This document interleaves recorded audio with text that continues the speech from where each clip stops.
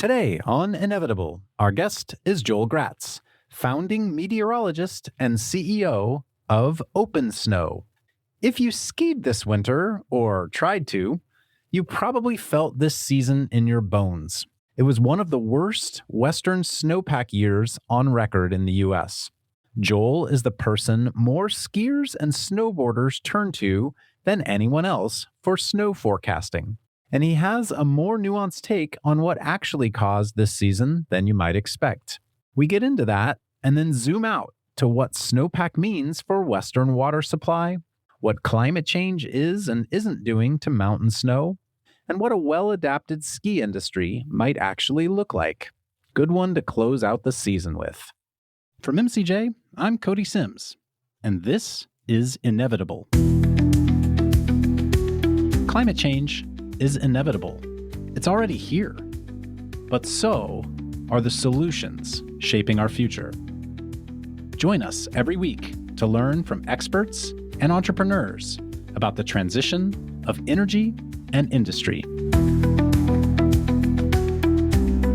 Joel, welcome to the show. Thanks for having me. It's good to be here. We were just jamming a little bit on this right before we hit the old record button, but it seems like we came out of, from what I've understood, I didn't get to go skiing this year, unfortunately, but it sounds like we came out of one of the worst Western snowpack seasons on record. And I found some interviews and quotes where you basically said, hey, this isn't a climate change story. And so what is it? Maybe I'd love to hear a little nuance there about how you think about that. Yeah, for sure. So first thing, the records go back various amounts of time, 40 years, 70 years, sometimes 100 years. So this was very bad for snowfall, less so for precipitation, at least we'll get to that. But for snowfall, for sure, this was very bad for the past many decades. If you look back over hundreds or even 1,000 years, you will likely find in long-term records, kind of buried in sediments or tree rings, that the West is prone to busts and booms. So I doubt that this is out of the bounds of what we have seen before, but it was bad, just to throw that out there from a snow perspective. From a precipitation perspective, interestingly, it wasn't as bad, meaning that there was still a decent amount of precipitation, but the challenge this year was the warmth. So it is mostly not a climate change story, but also somewhat of a climate change story. So let me dig into that. The mostly not a climate change story is that we just had bad luck. It was below average precipitation and very, very warm. And the atmosphere is chaotic, and sometimes you get the bad end of the chaos, and it's not good. And look at what happened on the East Coast. And we're talking about the 2025, 2026 winter season here in North America. The East Coast and New England had a wonderful winter. So oftentimes the atmosphere balances out, and then one place gets a lot of snow, another place doesn't. So partially, this is just a bad luck story with a lot of variability in the atmosphere. The more nuanced version of that does implicate climate change is that on average, temperatures are warming. Warming temperatures will mean generally less snow on the shoulder seasons of fall and spring when the snow is often competing with rain. Is it cold enough to get snow versus rain? Well, 1 or 2 degrees in either direction can push that in a way that us skiers don't like. Also at lower elevations. So at elevations that have always been close to the rain snow line. Now, I'm in Colorado. Rarely does rain happen on most of the ski areas here, but you're in California. It is a very normal thing for the skiers to be dealing with a rain snow line and along the East Coast. So from a climate perspective, even a slight trend toward warming temperatures will generally push the odds maybe a little bit more towards rain than snow when we have these edge cases. So to wrap up, mostly this is a season of bad luck when it comes to snowfall, but the background warming of climate change likely has some role in just the warmth, not the major role of the warmth, but some role in the warmth. And as I understand some of the temperature variability that many climate scientists think is happening, it's often nighttime temperatures that are higher. And so I'm assuming, you correct me, you're the meteorologist here, that if nighttime temperatures are higher on average, that also will likely affect the ability for precipitation to stay frozen and to create snowpack. Is that correct or not? Yeah. And so one of the challenges that we have, and I've been forecasting in Colorado for about 20 years, that's a pinprick of time in the climate community. So people often ask me, well, what's your experience with climate change? It's like, that doesn't matter.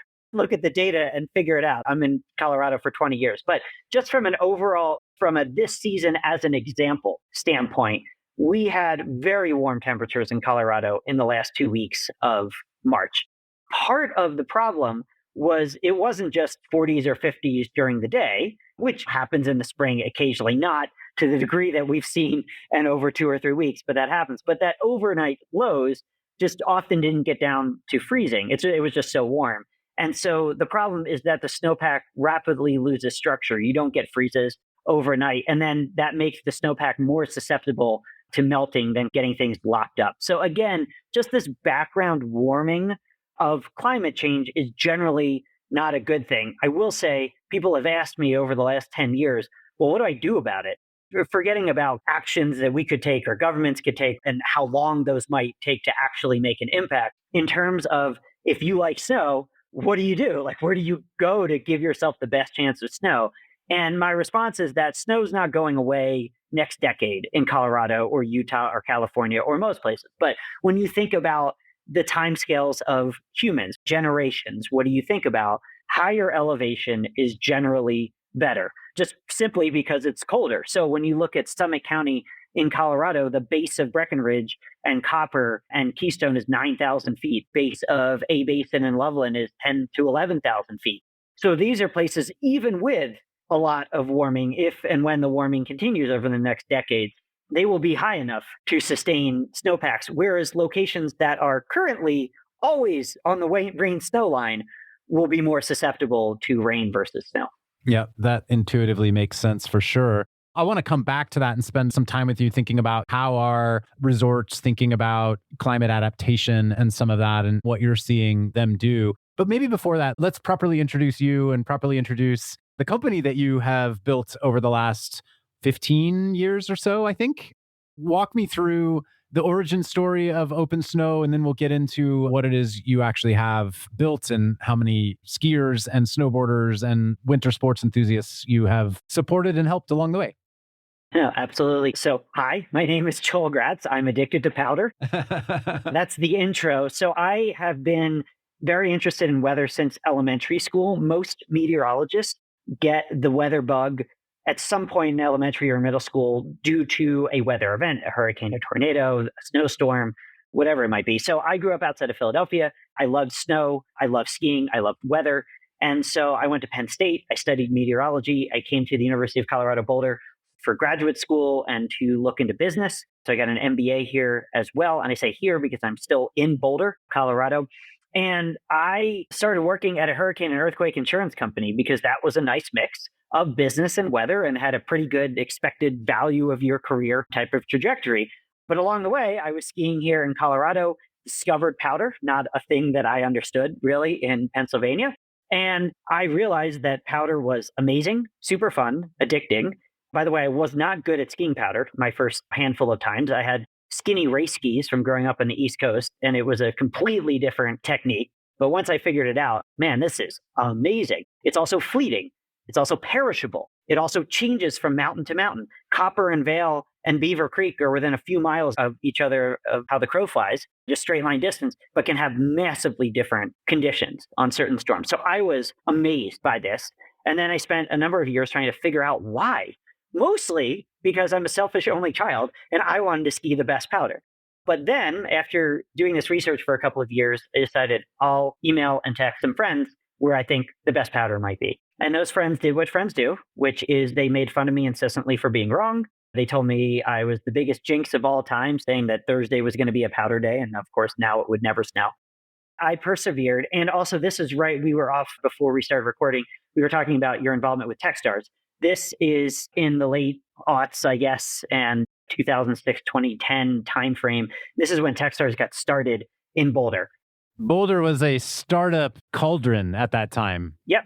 And this was it. And so I went through the MBA program. I had studied entrepreneurship. I had met many of the people that just happened to be going through Techstars because they were just my age at that point, and I just knew them. So I watched this all go, and I realized after a couple of years, hey, I've got a smallish following. I see the pathway. So some reader listeners might be familiar with Surfline, which is a surf website and app. They got their start in the 80s, a 1-900 Surfline. That's why it was called Surfline. But I talked to them and they coached me through how they started the business. It was like, oh, that's the analog business. I have all these friends starting businesses in Techstars. I was in my late 20s, lowish risk, no family, no pet, no significant other. This was the moment kind of. So I quit my job and started this. We did not raise money. This was totally bootstrapped. I have nothing against raising money. It just wasn't what we did. And so it took us a number of years to ramp up with an advertising based revenue model, also subscriptions early on. Just to make sure I understand too, it started as a newsletter, didn't it? Like an email list? Yeah, it started as a text message among friends, which then started as a 37 people person email list, which then, I brought to MailChimp. Just as an aside, I think back then I could email up to 100 people at a time on Gmail. So when I had an email list that was beyond that, I would copy and paste compose windows before I even understood that MailChimp or whatever was a thing. So the incredible part of the story, and I want to talk more about weather and less about me, but I'll summarize this by saying, literally on the same year that I started to do this, people told me, hey, there's this guy named Brian in Tahoe that's writing Tahoe weather discussion. You should chat with him. Hey, there's this guy named Evan writing Wasatch snow forecast in Utah. And literally, it was just the same year, independent of one another, we were all doing this. Now, you look back, timing, I think Bill Gurley had looked at, one of the famous VC had looked at, what are the reasons that some things work and some things don't? There's some businesses work. And a lot of the variability came down to timing. Was the timing just correct? And at the time, this was in the late 2000s, it was late enough that we didn't have to spend millions of dollars for servers to like get a blog up or get a website up. But it was early enough that I wasn't competing against 1,000 influencers on Instagram. I scrapped together a WordPress website. I'm not a good developer, but I was good enough at making this stuff work. So it was just a fleeting moment in time. Anyway, the three of us got together, wrote these blog posts together on a platform because I said none of us were making enough money, but if we did this together and built out the whole platform, maybe it has legs. And so here we are 15 years later. It's well beyond the writers. We still write. I still write. Brian still writes. Evan still writes. We have 10 contract forecasters that write every day and say, hey, here's how to think about the storm coming up, where you might want to ski, which days could be good. But it's way beyond that. We're working on our AI-based weather models now to hopefully forecast weather better. I mean, it's effectively like weather.com or AccuWeather.com or any of your favorite weather apps, but really just for people wanting to go out and enjoy the outdoors. And it's even more than just winter because we have all sorts of summer features too. You guys are totally bootstrapped as far as I understand. Can you give a sense of scale of users, subscribers, anything you're comfortable sharing about revenue, just giving people a sense of how big you've built this into? Yep. So this is a nicely profitable business, and we employ 15 people full time with 10 contractors. So you can kind of do very quick math. We pay nice tech type salaries. So from a revenue standpoint, you can do the quick math on that. We reach between free and paid and all sorts of things, users in the hundreds of thousands to maybe low millions, depending on how many people are checking or sharing or things like that. We are a standard freemium model, so a very small percentage of people actually pay, but the math checks out and this all works out. 4 or 5 years ago, my co-founder at the time, because of course, Brian, Evan, and I, none of us could really code worth a darn. So I found a meteorologist and computer programmer here in Boulder that helped us really with the first 10 years of getting everything rolling. He eventually wanted to leave. So I brought in some outside capital, but not really as growth capital, just to help buy him out and make sure that all worked out really well. And we're off and rolling. So yeah, we didn't really raise any growth capital per se. This has just been a long, slow SaaS slog, but it's awesome. Like, I don't want to say slow as in a negative. For us, this has worked out. This is very much my personality. My personality is not necessarily go out with a bang, but it takes weeks, months, years to understand how I fit into the scheme in the world and build up that credibility. And honestly, that's been the way I've been since high school and in college. And eventually I had held leadership roles in certain clubs or ski teams or whatever, but I never came in at the first year and like, I'm on it. Like, I was very shy and didn't really want to make a splash. And then by year 2 or 3, I was like, oh, I kind of get this and let me help out around here. So I think the business has worked out and grown in the same way. Well, congrats on what you've built and doing it in a way that you're in control of your own destiny and can work on the things you guys want to work on or listen to your users and build the things they want, but not beholden to somebody pushing you in a certain direction, which has got to be great. Look, again, there is a whole place for VC and private equity and the entire ecosystem that exists. This was just our path. And I am thrilled now, like you said, that we are in control, for better or worse. But I will say, from that in control standpoint, the people that brought in that capital 4 or 5 years ago to help smooth that founder transition, they have also did before they sold it, a consumer subscription business. And one of the things I talked with my wife about, because also a lot of these decisions are very personal decisions. How do you want this to go? How do your business partner, how does your family want this to go? And one of the things she said was, it would probably be helpful for you to have people that are helping you as CEO and as somebody running the company. So we lean on them quite a bit. Being here in the Techstars, not in Techstars, but in that whole ecosystem, I have a lot of people that I reach out to occasionally. But having advisors, investors in the business that can help me think through things and just gently push in certain directions or make sure we're thinking about things is great. So when I say I'm in control, it's delightful because we don't have to sell tomorrow or really ever. But that doesn't mean I don't take advice or listen to a lot of people and bring in thoughts, and I'm not just a dictator. Well, that's great. I think every founder needs mentors and needs support and needs an ecosystem around them. So I'm really glad to hear that you've been able to find that even in the absence of it not being a classic VC investor, which by no means does it need to be at all. So let's shift gears and get back to talking about snow and mountains and change. I'm curious, this is a weather question more than a climate question, but talk about why mountain snowfall is harder to forecast than flatland weather. I mean, flatland weather is notoriously poorly forecasted, maybe getting better, but I think mountain forecasting is that much harder. Help me understand that. Yeah, absolutely. So, for reference, what I generally like to say is some parts of meteorology are very trustworthy and others are not. So, a lot of people just make fun of meteorology like, yeah, you guys can't figure anything out, which is true for some parts and not true for others. So, I'll break it down. Forecast beyond about 2 weeks, very little to no predictability for us consumers. If you are a commodities trader or somebody that's just looking to shift the probability odds by 1%, wetter, drier, warmer, colder, and throw that in your modeling, yeah, actually 2 week to 2 month to 2 year forecast have some validity for that. The Farmer's Almanac has been around for a long time. Yeah, that's true. But for most of us consumers, like if I said there was a 1%, I shifted the odds for better snowfall in the Tahoe or Mammoth region by 1% next year, you'd be like, I'm not making any decisions based on this. So for most of us consumers, beyond 2 weeks means very little. From 1 week to 2 weeks out, the trend in multiple models is usually somewhat trustworthy. Warmer, colder, drier, snowier. Can't tell you exactly what day, can't tell you exactly how much, but that trend is usually there. So it's worth paying attention to. And then within about a week, it's pretty useful. Meteorology is pretty useful.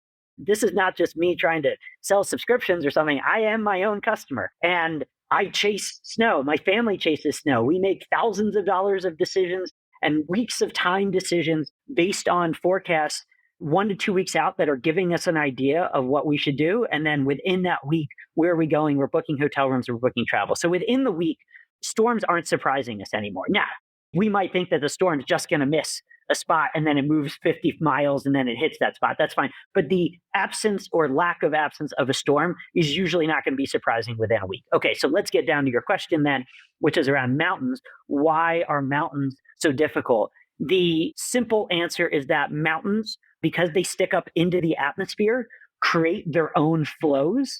And most weather models are not specific enough to understand those little micro flows of air going up and around and down a mountain. So some of the higher resolution models break the earth in these tiny little boxes, can figure it out to some extent, but some also do not. But here's another point on this. All meteorologists know that the weather model forecasts that we get aren't exactly going to be right, but you try to adjust them the best you can. Well, where do we have a lot of historical data for adjustment? At airports, at cities, at these long-term weather stations. So you can look back and say, well, this model, based on the airport sensor over the last 30 years at LAX, is often 2 degrees too warm or too cold or whatever it might be. So you can just do that bias correction is what it's called after the fact and hone it in. But the mountains don't have that many long-running weather stations. And also, as you know, if you have one weather station on a mountain, on the other side of the mountain, it could be totally different. So the lack of long-term observational data makes it difficult to dial in the mountain weather models into these areas. Why have there not? These resorts are multi-$100 million businesses. Why wouldn't there have been weather stations up there since the 70s or 80s when they started becoming big businesses? There are some weather stations. So I wanted to shout out actually to our government. Everybody listening might quibble with how our government and governments around the world spend money, but many things they spend money on are things that other people will not spend money on. And it is the foundation of scientific progress. So, one of the things that our government spend money on over the last 50 years is called the SNOTEL network. And this is a network of about 1,000 backcountry weather stations. Primarily, they measure temperature to some extent, but mostly their goal is to measure snow. How much snow is in the mountains. And their goal is not to measure snow for people like you and I to go ski powder. Their goal was to figure out how much snow is in the mountains so that you could figure out how much water would melt out of that snow and fill up reservoirs, lakes, or streams so you could figure out water planning in the spring and summer in a lot of the arid places of the West. This was all funded by governments. There are about 1,000 of these across the West. They still exist. It is a free service. Anybody can get this data and look at it. Many, not all, but many ski areas have a SNOTEL station close by. So we do have a 20 to 40 year record of some of this. But again, 1,000 SNOTEL stations across the Western United States with all the varied topography is just not very much. So we have some data, but it is not nearly enough, basically. And so, how do you reconcile for that at OpenSnow? If you don't have the resort level data, how do you get it? How do you make the accurate forecasts? A lot of hoping, a lot of praying now. So, from a weather standpoint, every weather app that you download, the people behind those, and a lot of the weather apps are getting their data from a handful of companies that putting all these models together. But the Weather Channel, us, AccuWeather, the National Weather Service, anybody else, we all effectively have access to the same model data, whether it's freely available globally or costs a little bit of money. Effectively, it's all available. So the differences when you look at us versus Apple Weather or the Weather Channel or anybody else, the differences come with how we transform that model data into an actual forecast. So it's the same way when you look at companies to invest in. Everybody might look at the same P&L, right? Have the same interviews with founders, but you have a different lens on that data and what you're looking for. And it's the same thing that we're looking for here. So whereas the Weather Channel might be 90% focused on trying to get the high temperature and precipitation right in Washington and Philly and New York and where the majority of people live, and rightly so, we are focused on getting the temperature and the wind and the snow right where people are recreating the mountains. So to your question, a lot of this just comes down to focus. For instance, we blend a lot of models together. We make adjustments to those models. We have our own snow to liquid ratio algorithm, meaning that the models don't necessarily tell you how much snow is going to fall. They say you're going to have 1 inch of precipitation come out of the clouds. It's up to us to figure out, based on the temperature and winds and other things, how much snow does that transit? Is that 10 inches of snow? Is it 4 inches of snow? Is it 15 inches of snow? So for instance, and because we download this weather data and it's all within our pipeline, we can make all of these adjustments effectively on the fly. Like we don't necessarily have to go through a committee or anything else, or we're not downloading this from the National Weather Service or AccuWeather and then saying, oh, hey, could you go change your model? So for instance, this year I was looking at Japan. Japan, for those of listening that don't know, Japan gets a lot of snow.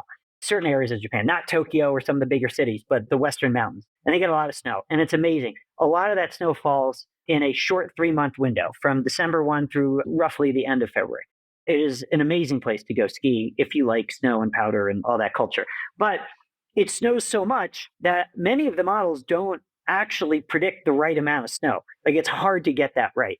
And I was noticing both in the data and as somebody who has traveled to Japan, and this is a work trip, of course. I mean, I'm joking, but it truly is because there is no better way to figure out if the prediction matches reality than to be there and be super pissed off that you're in a place that where the forecast didn't go right. So anyway, I looked at this. I said, hey, this one weather model or these couple weather models do a way better job in Japan than these other models. But that's not true in all other places of the world. But in Japan, I want to prioritize these certain weather models and blend them in at a higher weighting and then make a few other adjustments too to get that forecast right. We're doing this both objectively, we are running our metrics internally, but from an objective standpoint, the SNOTEL sites, while great, they measure the amount of liquid that's in the snow.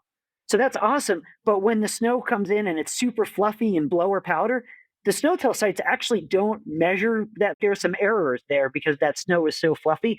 So even sometimes looking at the objective data doesn't tell the whole story. So we're trying to dial this in both objectively, but especially subjectively, like how can we blend these models in a way that makes the most sense? And you're collecting data from the resort itself too about what runs are impacted or what sides of the mountains are performing the best and snow quality. Yeah, they don't really have this data. Resorts will tell you how many runs are open, how many lifts are open, and how much snow they measured. People think, as an aside, people think there's a massive conspiracy and the mountains are lying. I mean, at this point, with social media, many have snow state cams. On OpenSnow, we have weather stations. We show the SnowTel data as well. So if a mountain reports a bunch of snow and you're skeptical, like you can often look at the snow state cam and just see it's literally a camera pointing at a ruler. Or if that doesn't exist, you can just look at nearby weather stations and be like, oh, how much did that weather station, how much snow did they measure? So resorts, if there's any quote unquote lying, it's generally because somebody fat fingered something or just made a mistake. Because no, I'm serious, there's humans in the loop and it's 4 or 5 in the morning. And often the people that are keying this information in for the resorts are moving on after a year. They started the snow reporter, then they leave and they're the assistant marketing person. And so somebody else does it. So there's just usually not a long history of people that are looking at this. So mostly it's just mistakes. But the resorts are not telling you like, oh, this side of the mountain's better or this side of the mountain's better. We can do this algorithmically based on winds and types of snow. And in fact, this year we released a powder quality index.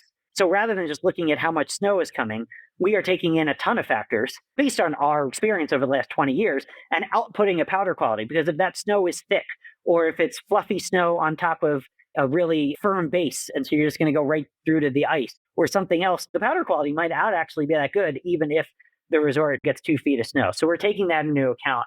I get a little bit flummoxed because algorithmically we can probably do more of, oh, this run will be really good or this side of the mountain will be really good. And I just know that this is where it's going over time because people will demand this level of precision. But there is also some level of get out there and figure it out for yourself because part of skiing is the exploration. You might like tight trees. I might like open bowls. Somebody else might like steep groomers. So like I hesitate to ever say this is the run that you should go on because then you also have the Google Maps problem, which is they send everybody along this shortcut and then that shortcut becomes no more of a shortcut. But that said, like Google Maps is incredible and amazing, but there are some unanticipated problems. So I'm not saying that we won't do this or others won't be doing this at some point, but I think real hard about that hard-earned knowledge that you get in bars and chatting with people. And honestly, just going out there, making a prediction of like, I should ski this run, and then it's crap. Okay, why? Was it the wind direction? Did it get too much sun yesterday? What happened? And I think that's just part of the exploration experience. And if you shortcut that and literally just tell everybody to go to this one spot, you're losing some of the excitement of going out there.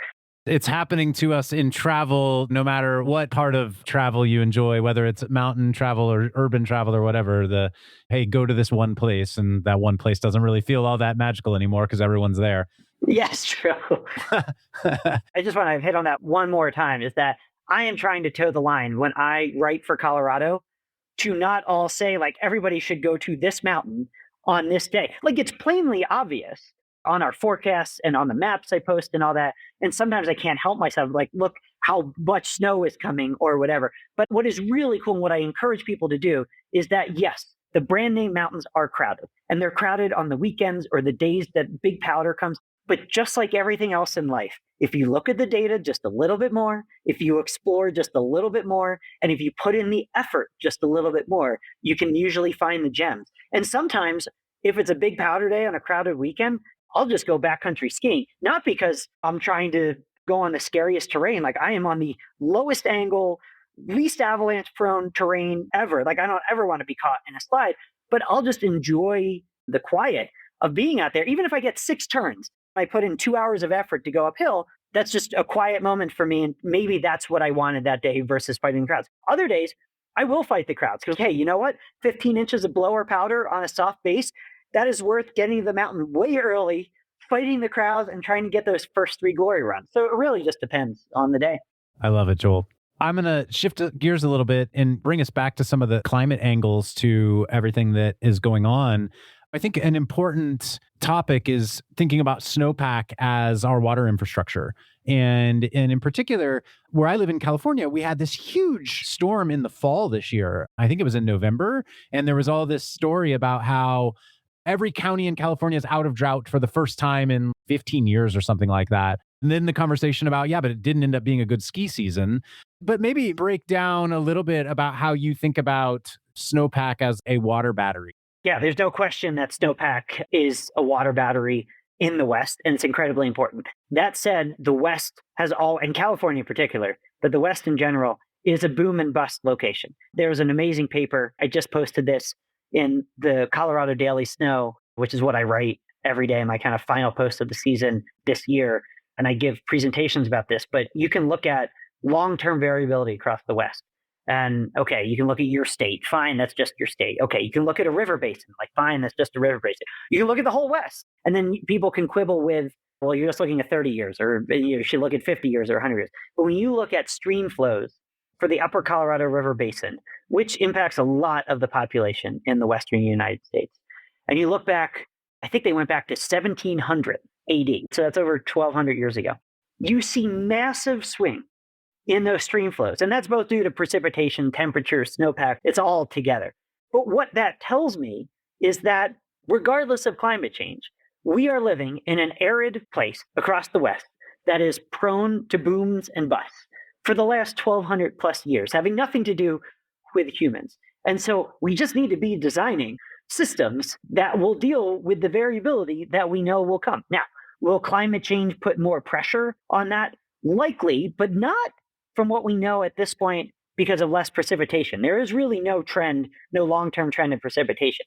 The pressure probably will come from temperatures, which if temperature's warm and the precipitation doesn't change, then you have less snowpack as a battery. You also have more evaporation because warmer temperatures create more evaporation, so the soil just has less moisture in it. So even with the same amount of precipitation, warmer temperatures will have impacts. The other thing is there's a lot more people that need water and food and just have impacts. So there's a lot of stressors in the West that have nothing to do with climate change, or really just temperatures are what matter, and precipitation, even if there's no change, doesn't really matter because climate's going to impact from a temperature scale. But I think the main takeaway here is that any place that has been or that is susceptible to weather variability, which is most of the places, but especially here out West, we just need to be planning for those things and not crossing our fingers that, the Colorado River for the last 50 years has been in these error bars, because the reality is that the error bars are massive. Well, talk me through some of the adaptation mechanisms you're seeing ski resorts take, and also any examples where you feel like resorts are ostriches with their head in the ground and are just ignoring the trends. So what resorts are doing from a mitigation standpoint is snowmaking systems. That is the number one thing. The snowmaking systems, and this is not my expertise, but they are far more efficient than they were 20, 30, 40 years ago. So for a given amount of power and water, you can make a lot more snow. And because many of the newest ones are automated with weather stations on the snow guns, they can be insanely efficient. They can just pop on for an hour if the temperature goes to that level. So they are making a lot more snow with as much or less ingredients of being power and water than they were before. So that's good. The other thing that many resorts in the West are doing is moving a lot of their snowmaking focus to the upper mountains where it's colder. For example, Vail did this and Keystone did this, and there's Steamboat has done this, where in a warming climate, or even not in a warming climate, the variability is at the base for many of these areas, whereas you know that it's just colder longer at the summit. So why push so hard to open the base when, hey, if you got a gondola or a chairlift that gets you up to the upper half of the mountain, focus the snowmaking at those areas because those will be ready sooner and they will last longer. So many ski areas are doing that, and that just makes logical sense.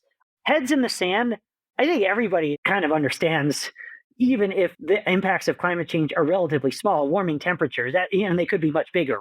But even if you just say, like, best case scenario, relatively small, warming temperatures aren't great. Many mountains are trying to invest in year-round revenue streams, which makes sense. I mean, heck, we're even doing that, not really because of climate change, but we have all this data. Why aren't we relevant 12 months of the year versus 6 months of the year? So many resorts are doing that.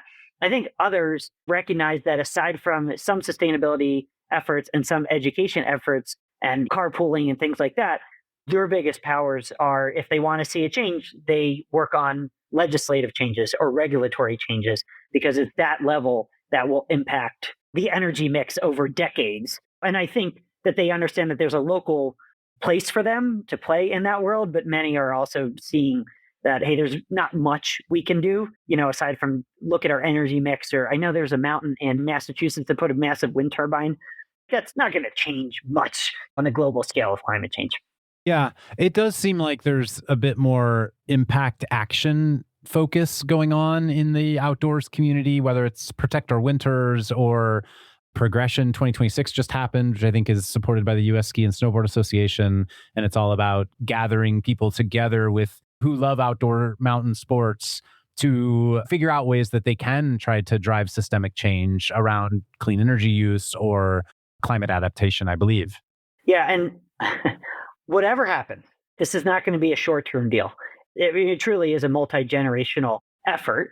And the other thing I just want to point out is, from my stance at looking at weather data, what happened this year is generally not a climate change story. Now, you can say, hey, it's getting warmer. So this is a little peek into a future that is becoming more likely, where things are a little bit warmer and the ski season will shorten on either side.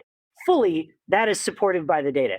But saying that, hey, we got 30 or 40 or 50 or even 60% less snow this year than we have historically, that is not necessarily a harbinger of the next decade or two. And you just look at the last 5 years, the last 10 years, the last 15 years, there is no trend in those snowfall traces over the years. So I don't say that because thinking about climate change is a waste of time. I just say that it is really important, I think, from a credibility standpoint for science, just like I did at the beginning of our chat with what we're good at and what we're not good at, say what we know and what we don't know. And what we know, we think we know, is that temperatures are warming and they likely will continue to warm. And that has all sorts of impacts. But from a storm track scenario, from a snowfall, just how much falls from the sky scenario, aside from temperatures, there is no trend there. So I love that Jeremy Jones at Protect Our Winters is out there and trying to educate people. And I love that others are out there and concerned about it. I just want to make sure that we're sticking to the facts that we know, because it lends itself to a lack of credibility if you make a leap like, hey, if you put this wind turbine up, we'll have, I don't know, more snow falling from the sky. And that's not necessarily the one-to-one relationship. But I also think that people, policymakers, individuals are smart enough over time to understand the nuance. And while we do live in a world of sound bites, overall, nuance does win and it matters. And so I try to stick to that. Have you followed some of the trends in weather modification that are starting to happen? I had the Rainmaker CEO on the pod recently, Augustus, and they're actually more focused, even though their name is Rainmaker, it sounds like, on snowmaking in terms of cloud seeding in Utah and other places than they are on rain. I'm curious your thoughts on that. So weather modification has been around for 50 plus years. This is not a new thing. When we say weather modification, we're like, what can humans do to change the weather? There are some things that are supported by the science. There are some things that are not. The things that our government tried 50 years ago to look into, can we curtail hurricanes? And the answer is probably not. Basically, no, not at this point, at this scale. There's just too much energy. We can't cool the oceans or whatever it is to change the track of hurricanes. It's just not happening at this point. Things that are not weather modification. I will get to your question about producing snow. Things that are not weather modification, to the best of my knowledge, unless there is some conspiracy that I can't fully comprehend. What comes out of the back of a jet airplane is combustion, the remnants of combustion, which is the same thing that comes out of internal combustion engine, which is water vapor and CO2. CO2 is invisible, water vapor is not. Water vapor freezes into ice crystals, which then create clouds, which are contrails in the sky. So those are not, I'll probably get a bunch of email after this. Those are not the weather modification that we're talking about. But trying to create or trying to make clouds that are close to making rain or snow, but don't quite have the right setup to do so, and trying to coax them into producing rain and snow has been something that people have been working on for 50 years. And the science is legit. There was a study a couple of years ago, I believe in the mountains of Wyoming, where they flew planes dropping silver iodide. So you're basically dropping almost little helpers. They're called ice or cloud condensation nuclei into the clouds to just coax them, like, hey, cloud, you already have a lot of water drops or water vapor. Can we just make it a little bit easier for you to convert that into a snowflake or a water drop? And while theory said, hey, this works, it really wasn't until a couple of years ago where they actually had enough instrumentation where you could follow a plane dropping these little silver iodide crystals into the cloud. And then the radar that they had posted there literally showed right after that rain or snow falling from the clouds. So, like, from a theory and observational standpoint, this works. How much does it work? Super debatable and super dependent on the conditions. I've seen anything from a few percent to up to 20%. But just remember, this is not making rain or snow out of blue skies. This is taking a cloud at about the right amount of moisture, at about the right temperature, with about the right wind speed, and just coaxing it to get just over the hump to produce some more rain and snow. So, for a place in Colorado that gets 300 inches of snow, if you could change that by 5%, because this doesn't work on all storms. Not all storms have the right temperature, the right winds, or the right thickness of moisture. But if you can change that by 5% and make 315 inches, and you change that much snow over the course of a river basin, that's a reasonable amount of added water in the spring and summer. So in theory, this works. And a lot of the funding for this isn't from ski areas. It comes from water boards and water districts that want to put money in there. From an ethical standpoint, does this change the weather downstream? Like, if you're quote unquote taking a little bit more moisture from that cloud at the mountain, is there less downstream? Debatable, because a lot of people would say, well, when that air then flows past that mountain and descends and warms up and it becomes drier and dries out, maybe it's a tiny bit drier, but like, it probably wasn't going to produce anything on the other side of the mountain anyway. If you do this at large enough scales, could it actually impact global weather patterns? Maybe, but we're talking massive scales here, probably not one plane or one farmer shooting up silver iodide into the clouds. So to wrap up on weather modification and cloud seeding, it is real science. It really does work. At this point, I don't think there's a massive ethical question at the scale that it's being done at. But if it tried to go on a much bigger scale, maybe there would be much more of an ethical question. Awesome. Super helpful. Thanks. Yeah. And I had a blast chatting with Augustus and hearing all about what they're doing at Rainmaker. That was just like a month ago. So good episode for folks who were intrigued by what Joel just had to say. Go dig that one up. I think that really kind of wrapping us up here, I'm curious, you built this business because you missed a powder day one time and were like, hey, there's got to be a better way here. And you couldn't find a good snow forecast. What do you think are other problems in weather or climate right now that are similarly unsolved, that you think have a large enough audience to build a meaningful business that anyone listening could pick up and say, hey, I'm going to go do this, and email me at email Joel if you want a mentor to help you figure out how to get it going? Yeah. Well, and just to say, I mentor probably informally lots of meteorology students, really anybody that reaches out, I'll pretty much have a call, because that's what people did for me. And it made a world of difference. I mean, really, not any one conversation really leads you to the path for success, but just having somebody that's been there and done that and is willing to give you half an hour is just so cool to hear that. So I did that with a ton of VCs here in Boulder, and none of them directly led to where I am, but all of them helped in some small way to that. So it's amazing. Our secret to success, I am not a brilliant business person. I did not sit down and write the business plan and find the hole in the market. But I will tell you why we are successful and why we, I think, are doing pretty well for a relatively, at least at internet scale, small audience, is that we have focused on something that is an emotional draw for people. I'm not putting any dark patterns here. Like, that's not the way that I think about emotion and trying to trick people into subscribing.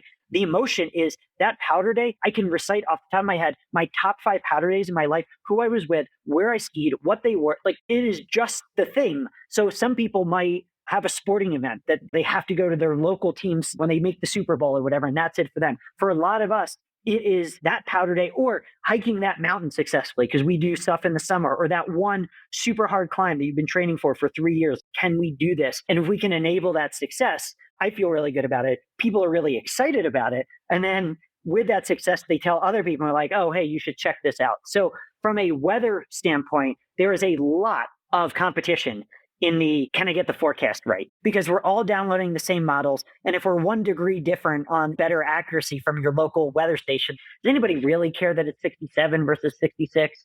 I did just say 67, probably because I've heard it way too many times with an 8-year-old. But what we have been doing, and I will be the first to say, our forecasts aren't perfect. Nobody's are. But just that nuance that people can wake up and read, that Joel is for 3 hours spent this morning trying to figure out where the best powder will be on Thursday. And I'm speaking their language, and I'm using the basis of science and our technology. We're developing these AI-based models to try to make this better. But just the fact that I'm speaking people's language and feeding that emotional connection, and I'm doing it with a scientific basis, that's what has led to us punching above our weight class in terms of having a really good business with a relatively few number of people. Like compared to how many people download the AccuWeather app or the Weather Channel app, we're tiny, but Surfline has done the same thing. So Surfline's probably a bigger business than us, but like that emotional connection and what they've done is wonderful. And I know we want to wrap up. I'll end with this. What an amazing world we're living in. I don't have to be the Weather Channel. I don't have to be AccuWeather. They can be successful. I can be successful. Some of my competitors also forecasting still can be successful. And so that we can all, because the cost of this dissemination of the technology, the open data, weather data that governments, because of our tax dollars, have put around the world, literally our probably number one future competition that we talk about internally is some 16-year-old kid using AI modeling. They don't even really know much about meteorology, but they understand enough. They're using some AI tooling and using open data sets to like do a better job of that. More power to them. That's freaking awesome that our tax dollars have made this data available and allowed our companies and future companies to innovate on it. So I mean, okay, obviously I don't want to go out of business and we're trying to stay on the forefront, but it's just so exciting that we and others have access to this data and can make businesses out of it. Well, Joel, thank you for taking the time to share what you've built and share a little bit about what you've observed and your thoughts that are so well informed about what's going on in the mountains, and appreciate you for building it. And I know we're on the tail end of ski season for anyone listening, but for anyone who's planning that last minute spring ski trip, make sure you download OpenSnow and get ready for next season. The Icon and Epic passes are like going on sale already now for next year. So maybe you're already planning where you're going to go next winter. Well, and look, this is going to be recorded and it is recorded, but I'll just say statistically, there's a high chance that next season across the West has a lot more snow than this season, at least statistically. We'll cross our fingers. All right. There's the forecast. We heard it right there from Joel. You got it. Joel, thanks so much. Really appreciate you. Yeah, thanks for having me on. Inevitable is an MCJ podcast. At MCJ, we back founders driving the transition of energy and industry and solving the inevitable impacts of climate change. If you'd like to learn more about MCJ, visit us at mcj.vc and subscribe to our weekly newsletter at newsletter.mcj.vc. Thanks, and see you next episode.